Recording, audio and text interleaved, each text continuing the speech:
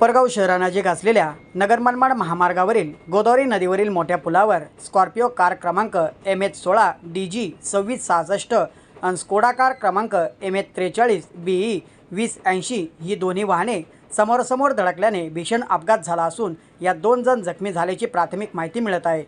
अपघात इतका भीषण होता की दोन्ही कारमधील एअरबॅग उघडल्या गेल्या होत्या।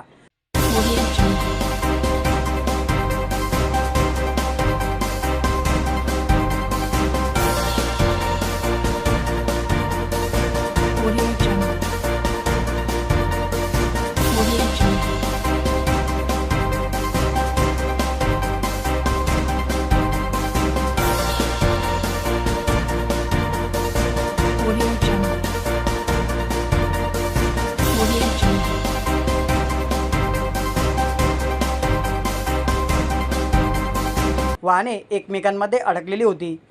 दोन्ही जखमींना पुढील उपचारासाठी 108 रुग्णवाहिकेतून रुग्णालयात हलविण्यात आले आहे। या अपघातात दोन्ही वाहनांचे मोठे नुकसान झाले आहे। सदर अपघातामुळे नगर मनमाड महामार्गावर दुतर्फा तब्बल 1 तासापासून वाहनांच्या रांगा लागल्या होत्या। सदरची माहिती मिळाल्यानंतर वाहतूक police head constable Digambar Shelar, police head constable Eknath Limbore यांनी घटनास्थळी धाव घेत अपघात झालेली वाहने क्रेनच्या साहाय्याने हटवत वाहतूक सुरळीत केली आहे। अद्याप या प्रकरणी कोणताही गुन्हा शहर पोलीस ठाण्यात दाखल झालेला नसून पुढील तपास शहर पोलीस करत आहे।